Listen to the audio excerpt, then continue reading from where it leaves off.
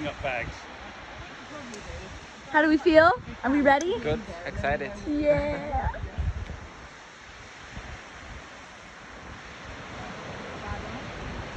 What can I attach?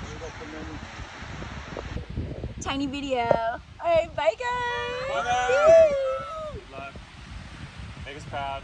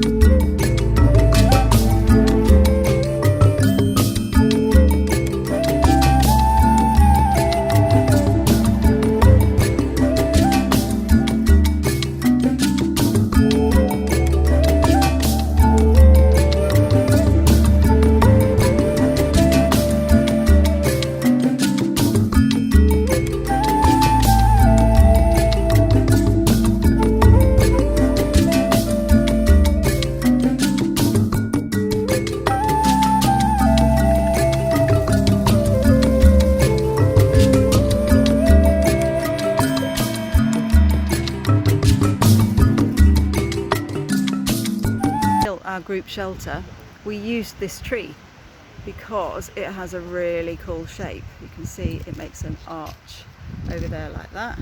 So we managed to balance our bamboo poles in it. That was really helpful, which meant that we only had to dig a couple of holes in the ground for our uprights, because digging holes in dry sand is really super tricky. So that made a massive difference, being able to use a structure, a natural structure that was already there. Oh, and here's another termite mound in the tree. You can see that.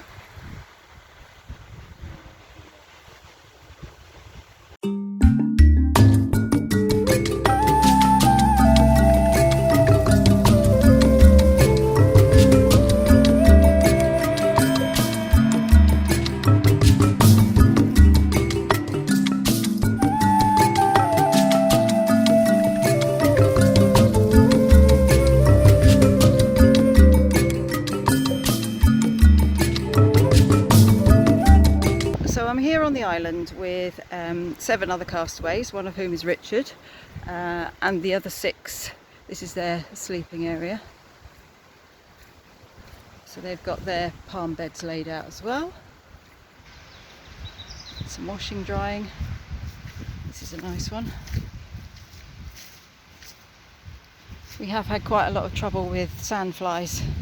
A lot of us are very spotty from sandfly bites, which are really annoying.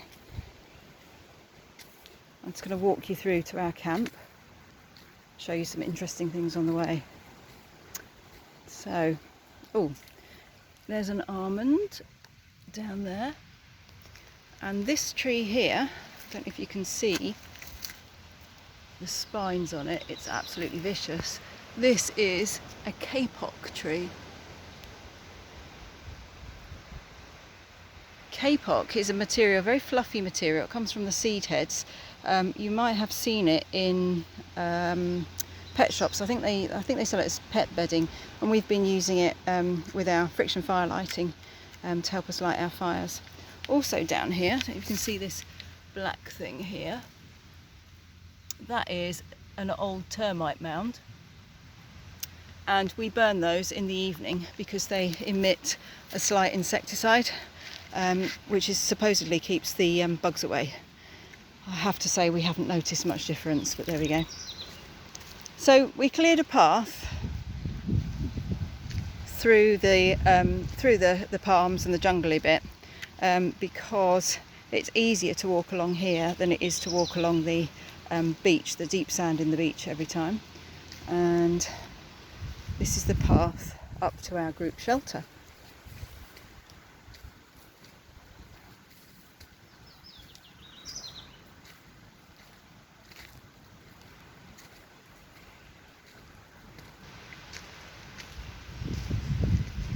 So here's our fire area. We're just drying out some of our fire lighting materials.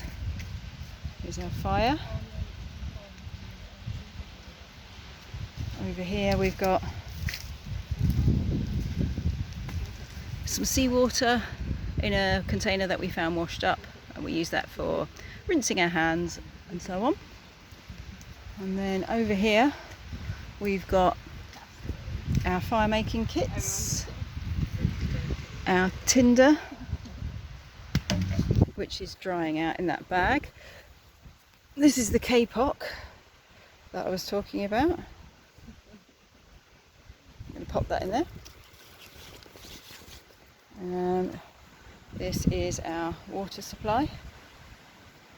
Our tools, our machetes are in there. It's our fruit bowl with our coconuts. And here are some of my fellow castaways, looking just as spotty and dishevelled as me. I was going to say looking very pretty and not ready to go home. Here's our first aid kit. We have a pair of fins with us for spearfishing. Oh, thank you for demonstrating the first aid kit. You can see that we've made our camp seating out of bits and pieces that we've found. Polystyrene for cushions, because sitting on planks all the time is quite hard. In here we have made a little spatula for cooking our fish, and also in here, I don't know if you can see those, are some little tiny yellow fruits. They're called hog plums, and the jury's out about whether we like them or not. Some people do, some people don't. Over here is a surface, another plastic thing washed up that we found that we use for prepping our fish on. And here are the almond leaves that we use for wrapping up the fish before we put them in the fire, put them in the embers.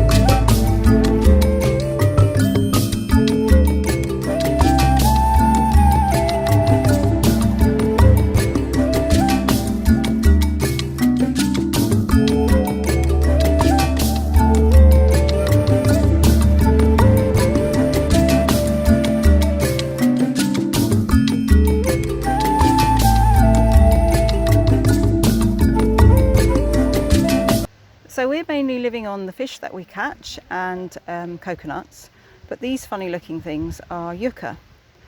These don't grow on this island, but they do grow on some of the other Pearl Islands. So as part of our rations, we brought some of these with us as well.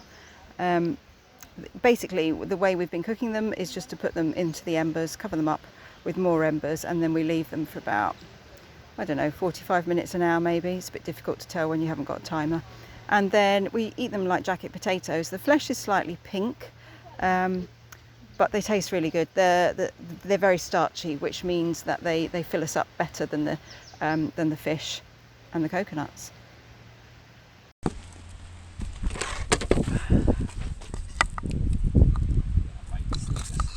Okay.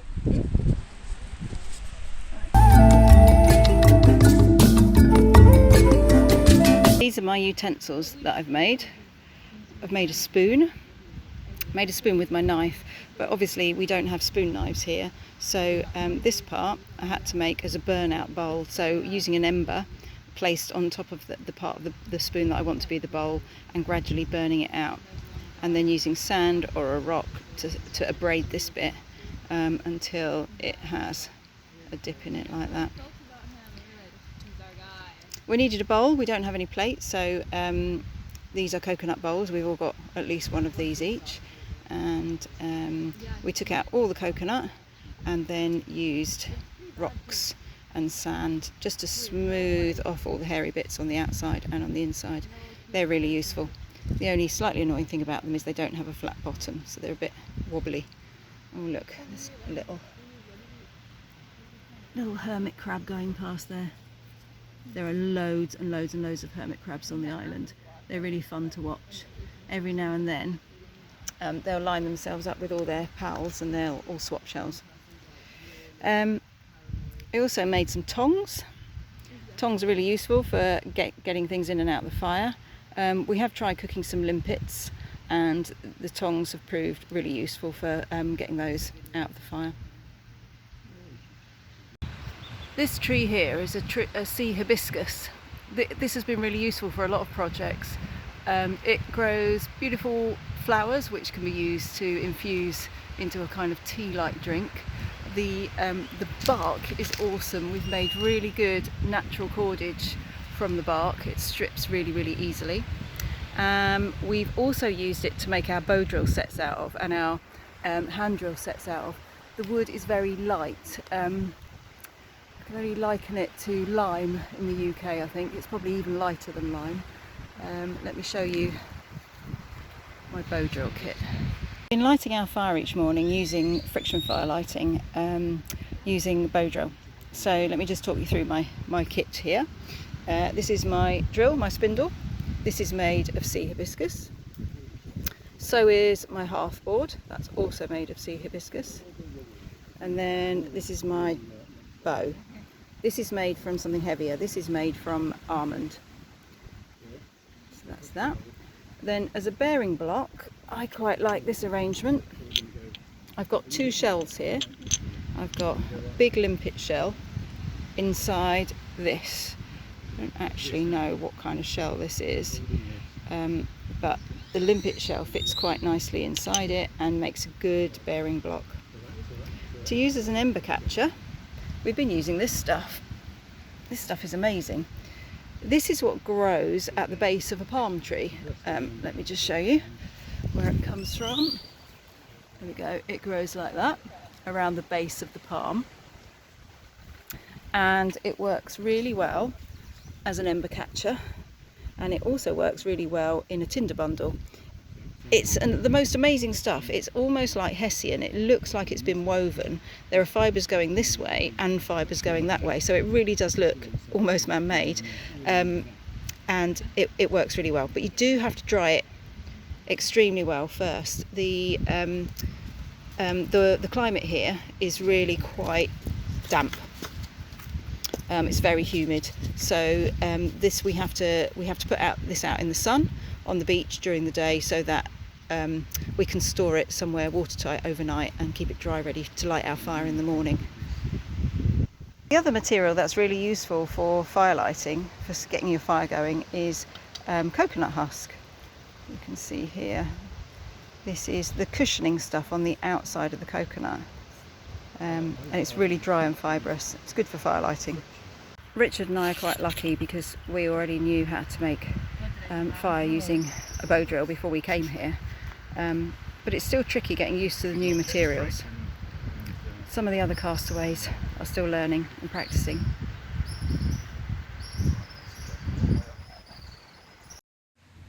Sandflies are a massive problem here on the island in the evening, so we have found ourselves a termite mound, an old termite mound, and we have lit it, and the smoke that it gives off is supposed to contain an insecticide to keep the sandflies away.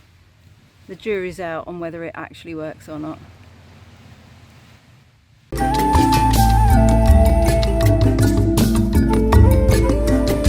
Let me just show you where we have been sleeping. Here's the beach, and got a little bit here where we climb up on the beach, from the beach onto the part where we're sleeping, and we've made a little windbreak because the first night it was quite windy, and these are our beds. So what we've basically got are logs, actually they're pieces of bamboo, one here and one here, and then we've filled between the logs with lots and lots of dry leaves, and then Richard will just demonstrate what we've made to put over the top of the leaves. So we wove these from palm leaves. The idea is that they just stop the bugs a little bit from getting through. That's one, that's Richard's, and that's mine. You can see mine's got a bit of a hole in it in the middle where I knelt on it on the first day. But yeah, that's where we're sleeping. Overnight, actually not even overnight, within about the first 10 minutes of sleeping on it, all the leaves compact and it's really uncomfortable. But yeah, that's desert island survival.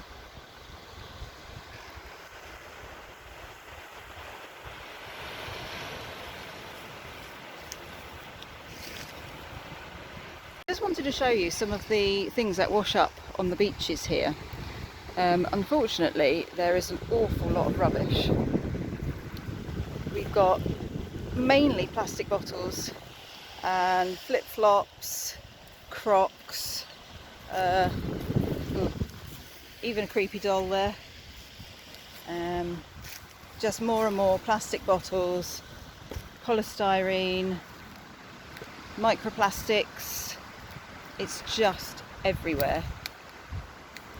From a survival point of view, it's actually quite useful, a lot of this stuff, but from an environmental point of view, it's catastrophic.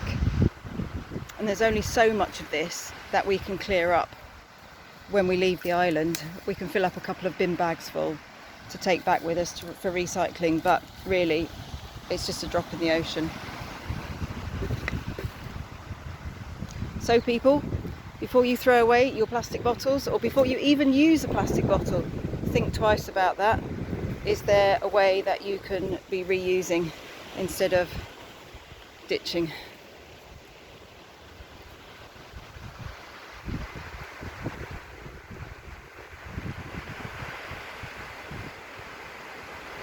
This is an almond tree.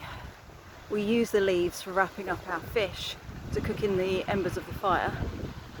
At the moment, this one doesn't really have any nuts on it, and the nuts are so difficult to get to. The shells are really tough, that and there's not very many calories in them, that it's actually more hard work to get them out of the shell than the calorific intake benefit that you get from opening them. So we've not done that yet. Lots of seabirds on our island. We get birds called frigates, we get pelicans, and down there, those white ones, those are egrets. And they spend some of their day on the shore and the rest of the day whirling round and round and round, dive bombing to catch the fish. When they fly overhead, they look quite prehistoric. They almost look like pterodactyls.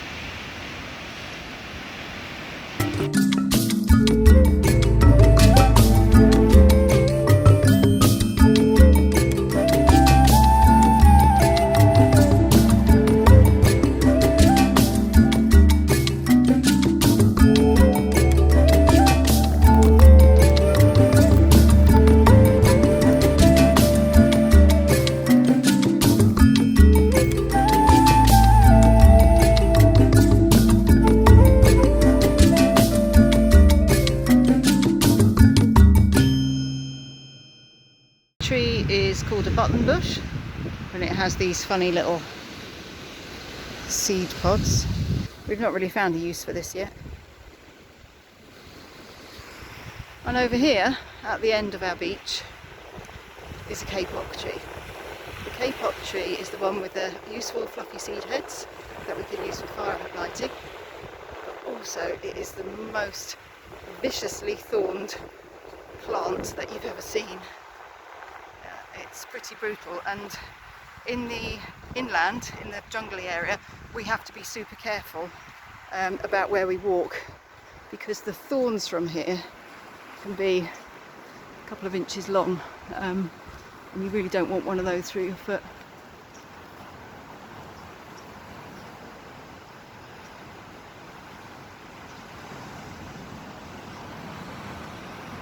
amazing, just being held on. The tree's just being held on the rocks up there, but it's really, really leaning over.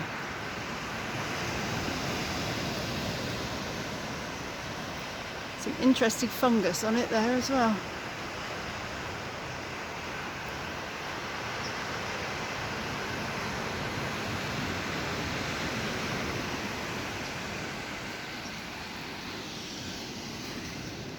It has these pretty flowers on it.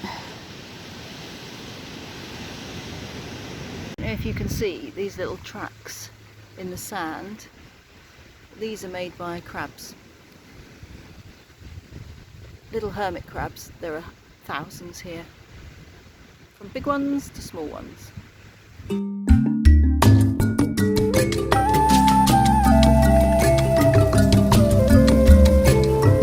The palm leaf hat that we all learnt to make. I'll just demonstrate. There you go, Richard, you pop that on your head. Beautiful. There we go. Just helps keep the sun off if you're going fishing. What I made to amuse ourselves with, you can probably see what it is.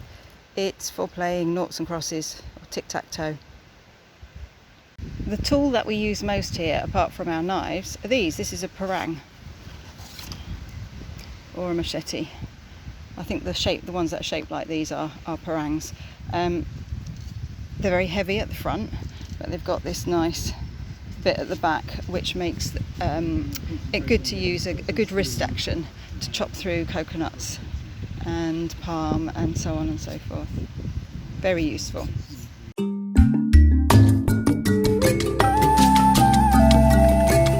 One of our staple food sources on the island is coconuts. Coconuts grow on these tall palms.